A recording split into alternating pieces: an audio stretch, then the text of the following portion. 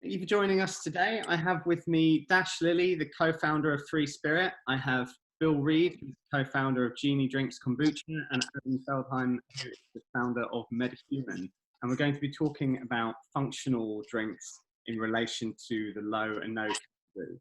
I think the first question, I'm not sure which one of you will want to pick up on this, but what do we mean when we talk about functionality in the context of low and no?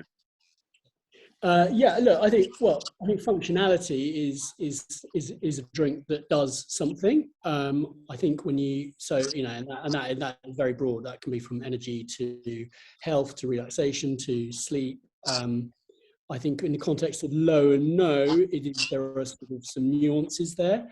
But I think when these guys can probably sort of explain what theirs do, but our functionality is around health and immunity, but I think there's a lot of other areas in terms of low and no when you're replacing alcohol where you have a different function that counters what alcohol used to do, like in theory, like relaxes you. And Bill, because you run a kombucha brand, kombucha in other markets that kombucha exists in, it's not necessarily seen as a substitute or replacement for alcohol, is it? That's something that's quite unique to the UK market. Yeah, absolutely. I mean, Genie, we're a functional drinks brand, so we have 3 ranges of drinks. We've led on kombucha, and I think we're best known for our kombucha so far. We've got a sort of probiotic soda as well, probiotic fruit soda, and we've got a 3rd range, which is not gut health related, more sort of vitamin soda that's coming out later in the year. But no, you're completely right. Kombucha, when you look at it, I mean, it's been around for thousands of years, but where it's gained kind of commercial popularity in the US and Australia, it's more seen as a health beverage, as a healthier beverage. And I think there's almost a uniqueness in the UK market where, because low and no has exploded here, and I think in the UK we're quite sort of open to new ideas. It's very much, there are kombucha brands, including us, that sell very well in the on-trade as in the sort of low and no part of the menu. And I think that's because kombucha is a brewed product. It's fermented. There's craft in it. There's a complexity of flavor which you need if you're going to counter alcohol, which has complex flavors, and a lot of it's brewed or crafted.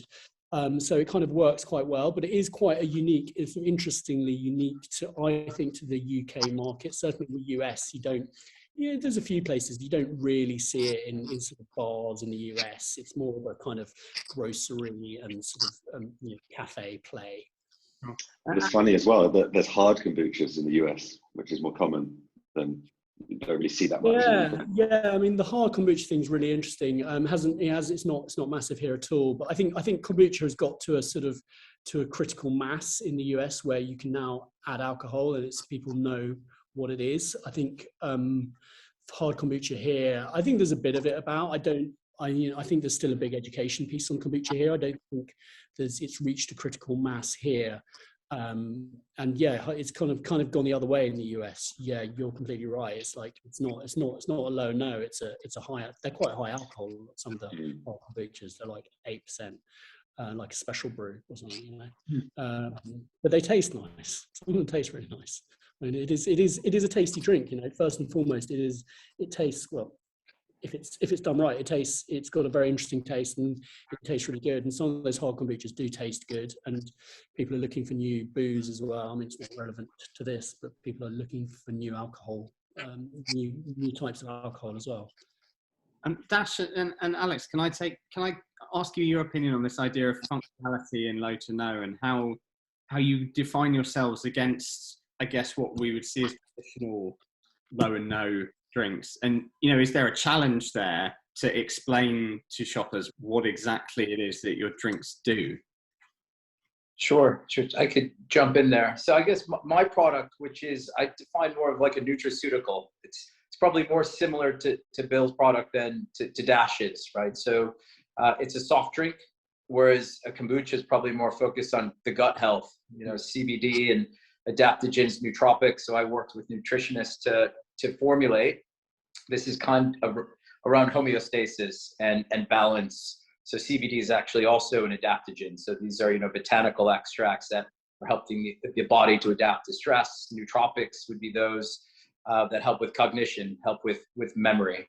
But as a soft drink, it's probably different from Dash in that as a really more a non-alc spirit, it's a little bit more versatile in terms of the occasion. And I guess we'll come to talking about what some of those challenges and opportunities are. But it's interesting when, thinking about the role of functional drinks in relation to no and low, I'm not sure that people realize that functional drinks have actually existed in this space for decades. Most people wouldn't know that a non-alcoholic beer as an isotonic is actually a better liquid than water for a runner who wants to consume something the night before a big run. And most people wouldn't realize that that is a functional drink that has existed in this space for now for decades.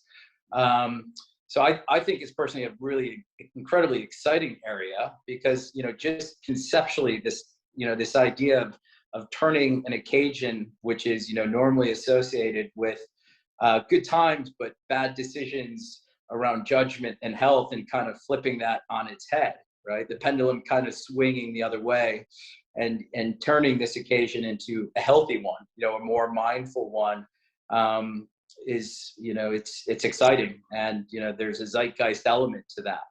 A lot of these ingredients which we'll talk about, I'd argue are the perfect remedies for the times we live in, with stress and anxiety. For me, when I think about functional health and my product, it's very much trying to provide a solution to some of those things. Dash, can I get your opinion? Sure.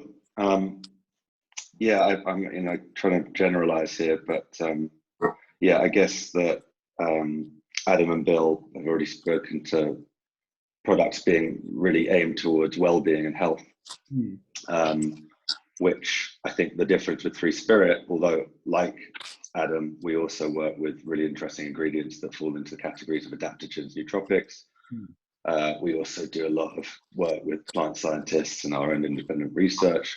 But with Free Spirit, the goal was always to also focus on pleasure, right?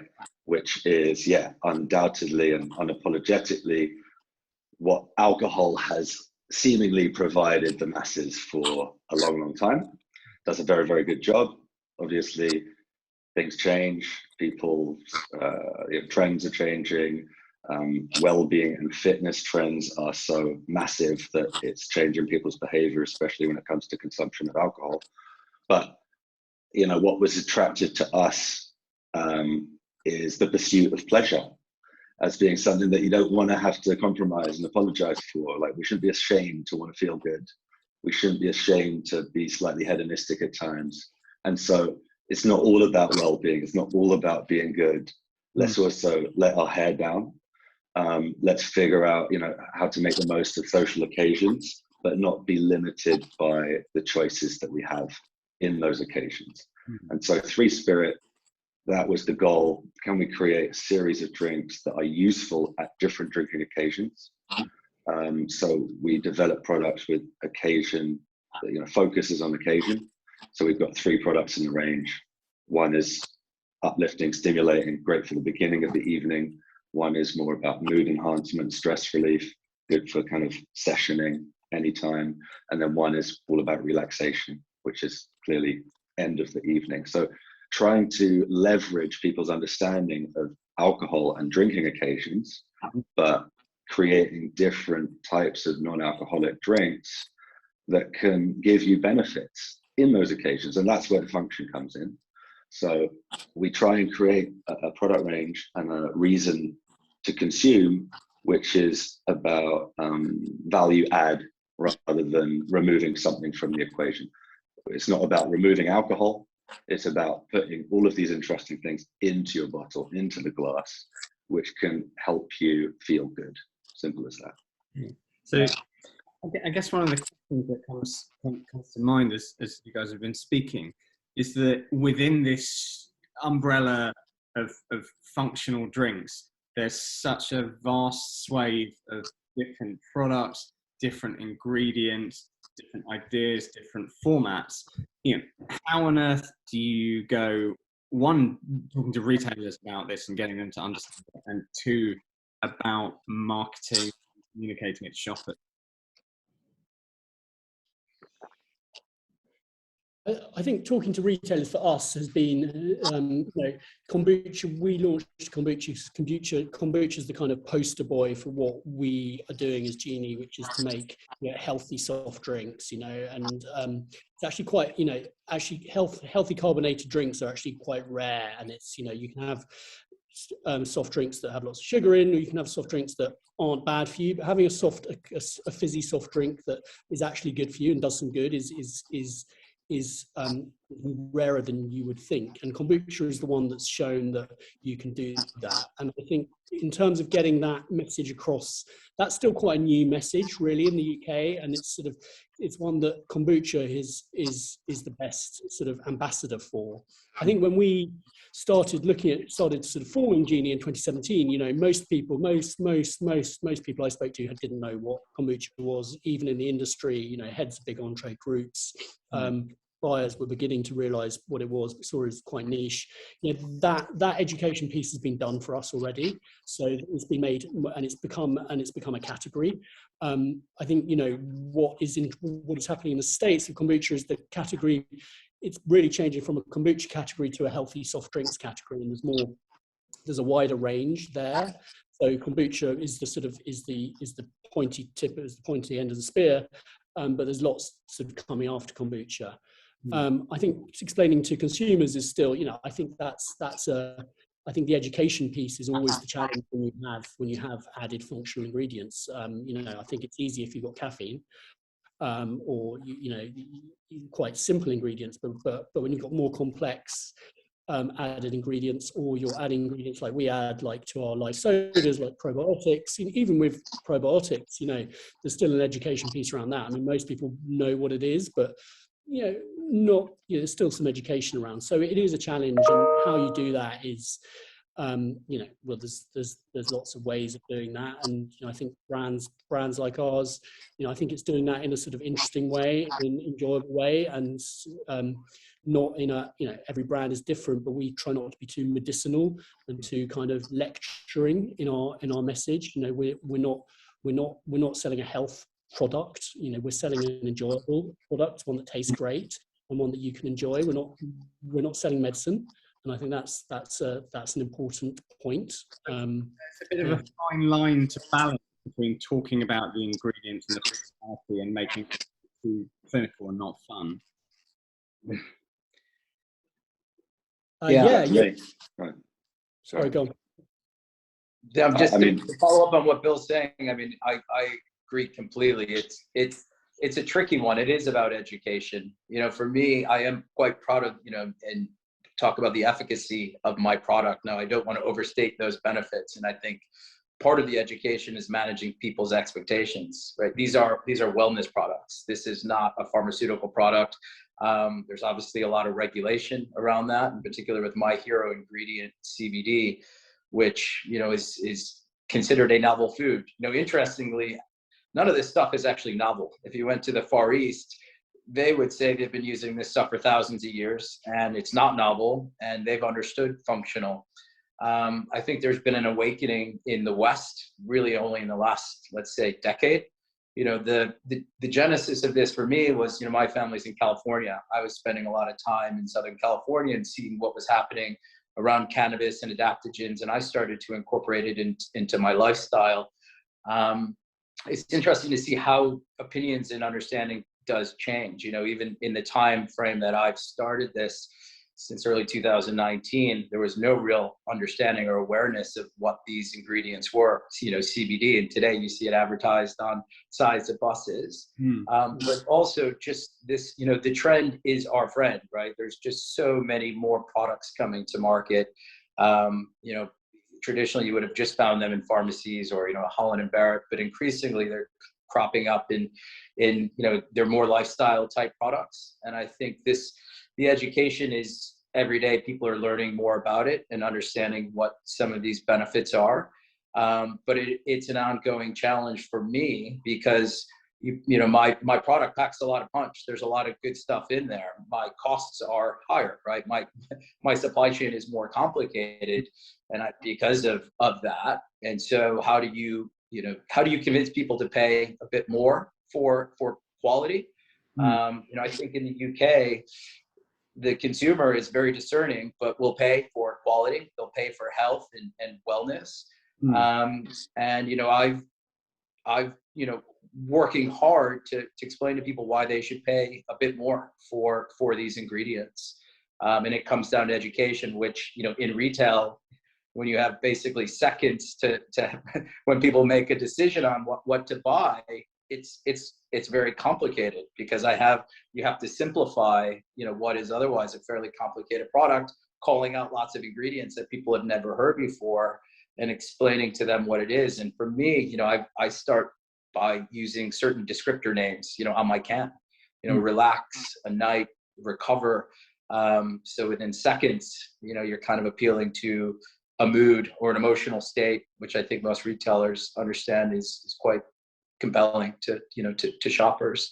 But constantly thinking about education, elevated sampling, and, you know, blogs, digital, I think constantly just thinking about the consumer and how do you educate them without being too dogmatic about it, or too, you know, or too preachy, because I don't think anyone wants that. Most people want to learn more about this stuff, but it has to be kind of subtle, I think. Yeah. I mean, Dash, my question for you would be, you're in non-alcoholic spirits, which over the last year and a half in particular has become so competitive. How do you make yourself stand out, and do you use the functionality of the drinks as a way to stand out against competitors in that category? Absolutely, yeah. So it's, you know, the last question about education and the added baggage that comes with explaining function. It is a challenge, but yeah, the flip side is that is what can allow us to stand out in a crowded pack. So I often, you know, who do we identify as competitors? It's a good question. You know, is it a non-alc gin? Probably not. Is it a CBD product? You know, yes and no, but not really, because it's a different occasion, it's different format. Maybe it would be found in a different place. So I think, to answer the question, we try and stand out by deliberately being very different, by being bold, by taking risks. And the main way to do it, which was always the way that we built the business, was to be a direct to consumer focused business, which is, you know, a lucrative way to get very close with your customer, be the best way to educate the customer, and, you know, allow them to learn about every aspect of the business, but at their pace, layer after layer. You don't have to do it all within 2 seconds on the retail shelf, which is quite scary. And then the flip side is that because we are focused and put a lot of you know, spend behind digital marketing, we actually are able to influence and reach a very large number of potential consumers, and educate a large, you know, slice of the population, which then feeds back into retail recognition. So it actually ends up helping retail, even though we've decided to focus and go first into direct to consumer channels. That doesn't mean that we're against retail. It's just we are aware that we are a complex, premium, unusual product offering, and that, you know, even if we did have Sainsbury's wanting to stock us in year one, which was the case, we were nervous. You got one shot, you know, you need to make that work. It needs to have momentum and grow, and it wasn't in the right kind of timeline for us. So yeah, I think the main way to stand out and be different is the types of products that we develop. We're not trying to make imitations of known alcoholic drinks. So we're proud to be different. We make standalone liquids that are unique.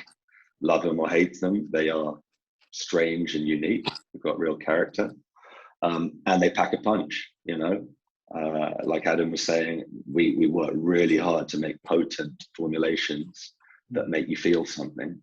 And so managing expectation, again, always been something that's key.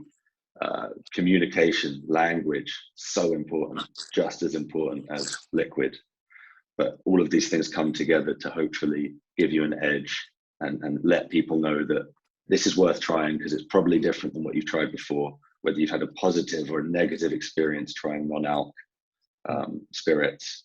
It's worth going again, trying something new, because that's also the issue, I think, is that specifically with non-alc spirits, there are great products out there and there are some really bad products. And so people do have very mixed experiences with them, and you need to try and appeal to those people, even if they've had a negative experience, to come back. And I love that, because we do find that often with our customers, that they're very pleased to have found us, and that resonates, and it helps us spread the love. One of the things that comes to me is, throughout a lot of this conversation, one of the things that we keep touching on is the US market as sort of a bellwether for the UK when it comes to health and wellness trends in food and drink.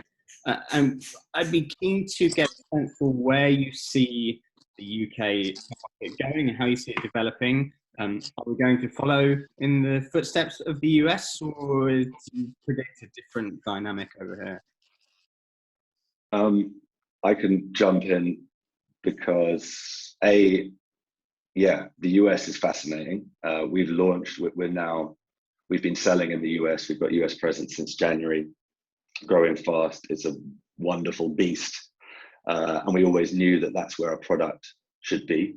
We're a London-based business, but we always had eyes on the States. And what's fascinating and interesting, kombucha trends, maybe kombucha is thousands of years old, and it's got cultural history in many parts of the world. But let's be honest, the California trend, much like CBD, coming over to the UK. Non-alc spirits, a UK trend going to America, which is very rare and quite interesting. Doesn't happen often that a big consumer trend or wellness trend starts in the UK or London and then finds its way to New York and then California. But the function trend, and function as general, as a mainstream accepted concept, is definitely so much more mature in the States. And so we find it really fascinating that, there's this meeting of two trends happening currently in the US. But I do believe that the function trend will just continue to grow and grow in the UK without a doubt. I mean, it's the future. It will infiltrate many different categories. You can see it in mainstream product portfolios like teas, cosmetics. It will just continue to grow because it's part of the wellness boom that will never stop. And it's also just part of kind of big business, reasons to consume, reasons to believe, something that can benefit you. Adam, what do you think? Yeah, it's a really interesting one. As I mentioned, for me, it started with being in California, right, and seeing what was happening there, and this trend came west, to east. But interestingly, to Dash's points, some ideas go the other direction. When I first launched, just a couple of months after my website was up, I got contacted by ZX Ventures, right? It's an investment arm of AB InBev. And I thought, wow, that's so interesting. They haven't tasted my product. They found me. And I asked them about that. And they said, well, it's our business to find brands like yours.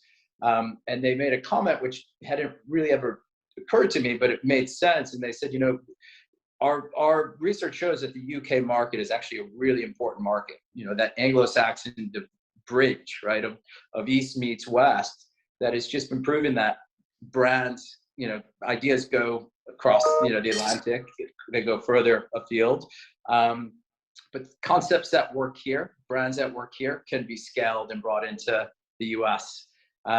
It may be a company from California that wouldn't appeal as much to someone in Dubai, but it's just been proven that UK brands, UK, concepts can go either way, which I think is just what makes this such an exciting marketplace. I think we're all based in London, but definitely all in the UK. But I think we probably all travel a lot. That's what inspires me. I think that's where most great ideas come from. I mean, if you look at even the original functional beverage, Red Bull, right? Energy drink. Where did that come from? I mean, this was an Austrian businessman who was traveling to Thailand and saw that these cabbies were drinking this stuff. And he brought that concept to Western Europe, and it's gone on to create, you know, a completely new category, which is pretty fascinating to, you know, to think about the impacts of globalization. So these things are happening much sooner. I think it's taken about 18 months. You know, there are obviously, certainly around my hero ingredient, there's still some challenges, right? Why it won't just become widespread. The education piece around what it is and what it's not is really important. And that's another thing that I saw happening in California. You know, my branding, I'm really steering away from the intoxicating part of cannabis, right? Cannabis is a fascinating plant, incredible compounds, terpenes, flavonoids, you know, all of the cannabinoids. Everyone thinks about THC, the one that gets you high, but you know, the rest of these have tremendous wellness benefits. And I'm seeing what's happening in California. I believe that's coming to Europe. And that's probably just the best example of it. I mean, the cannabis market in the US has just blown up, and most people are increasingly realizing it's not just, you know, about the psychoactive, right? It is about health and wellness. And it's actually, what's interesting to me with that one is it's actually far healthier than drinking alcohol, which is legal and not as nearly as regulated. But I think, you know, with time that, you know, that will liberalize. And I think we're already seeing that happening, which is what makes this such an exciting time for, you know, what we're doing. You mentioned kind of the intricacies of the Anglo-Saxon market. And one of the things that we haven't touched on, we've spoken a lot about retail, but we've always got a very strong culture and channel in on-trade here. And I was wondering where you see functional drinks sitting in there. You know, my question would probably be for Bill on this one would be, you know, are we going to see draft kombucha? Yeah, I mean, look, if you take the argument that, you know, we do follow the States in many things, and I think you need to at least be sort of note of caution in that, in following the US. You know, kombucha obviously is, yeah, as Dash said, is very ancient, but it's been made popular commercially in California, and you know, I used to live in the States, and you know, the kombucha shelves are huge there. I think where you have to be careful about is just transplanting a US product into the UK market. The UK market is quite specific on, you know, in terms of branding, in terms of size of receptacle, and you've seen some kombucha brands come over here, huge brands in the States haven't really resonated with the UK consumer. You know, I think the UK consumer you can't just sort of copy and paste. I think in terms of resonated, what haven't they understood? I think they haven't understood. There's a few like basics, like size, like product, like size of, you know, the US portion size is much bigger. Unit pricing has been too high. I think some of the branding hasn't quite resonated. There's a sort of, in the kombucha world, there's a sort of hippie in the US. There's a sort of hippie style brand that's very popular that doesn't resonate as well here with the UK consumer. With the sort of mass consumer, so it's quite sort of nuanced, but it's, yeah, the size. If you look at the size of some of the US kombucha bottles, they're just too big for the US market. I think in terms of your question on the on-trade, you know, I think, will we see kombucha on tap? Yeah, I mean, I hope so. You do see it on tap in the States. You see it, you go to a WeWork in LA and you'll see kombucha on tap. And there is you do see kombucha at some places. I think kombucha does tap into that, you know, that if you're not having a beer, you don't want a non-alcoholic beer, but you want a complex like bottle of something. You know, what are you, a bit of branding, what are you going to have? And it really taps into that nicely. I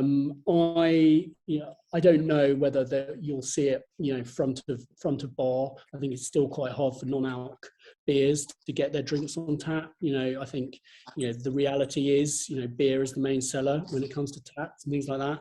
But, you know, you do see the amount of pub groups that are listing kombuchas. You see most menus now of sort of fast casual have a kombucha on them. So yeah, I think it's only going one way, and the stats in on trade is very popular because it does answer a need for something that's complex that you can't glug down. It's not a sort of fruity soft drink. You sip it, you don't glug it. So yeah, I mean, we're certainly, we're getting listings in the on trade, and the on trade is really opening its eyes to it. And I think as I said at the beginning, I was having conversations in 2017 with on-trade people, they'd never heard of it, and now they want to list kombucha. So it's really moved in quite a short space of time. Bill, sorry to jump in. Can I ask you a question? What's your feelings on kombucha being put in kind of wine formats, probably exactly for that purpose, for the on-trade? Because kombucha, an amazing alternative to beer, but also potentially to wine or sparkling wine. What's your feelings on that? So at Genie, we're not doing that. I think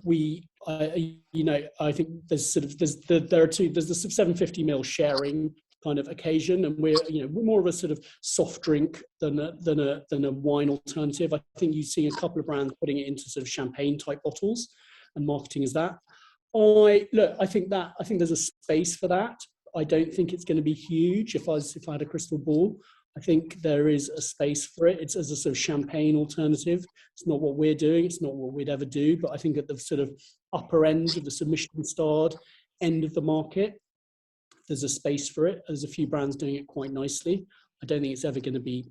I think it's a good drink for that. It tastes nice, and it's a good champagne alternative. Chiltered, and it's really snowballed where we're going into Claridge's and Nomad, and in part, I think functional drinks, when you think about, the need state or the use, that customer journey, a hotel has so many different occasions for, whether it's in a mini bar or in a cafe or in the spa, functional drinks become, very relevant across the board, because people come and going and all experiencing something different.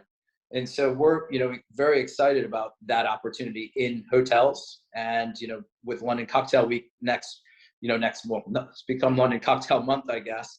It's all about healthy hospitality, and we're just seeing really positive response in, bars and restaurants, and in particular, a lot of bartenders looking to use these ingredients to make more mindful cocktails.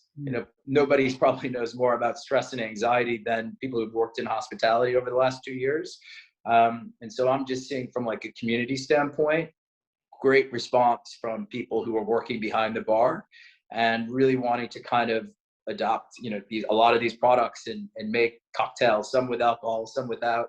And interestingly, usually my product will go on a menu in a cocktail. And then in a place like Chiltern Firehouse, people start asking for it, just as the soft drink, and then it will go into the mini bar. So it's interesting to see that evolution. But I personally, of course, want to do well in big retail. But hospitality for me, is something I continue to drive further. I'd just like to thank you all for taking part. This has been really, really interesting, and it's been nice to put faces to names. Yeah, likewise. Yeah, definitely. Thank you so much for having me. Nice to meet you all. Yeah, thank you for having me. Yeah. Thanks, guys. Cheers.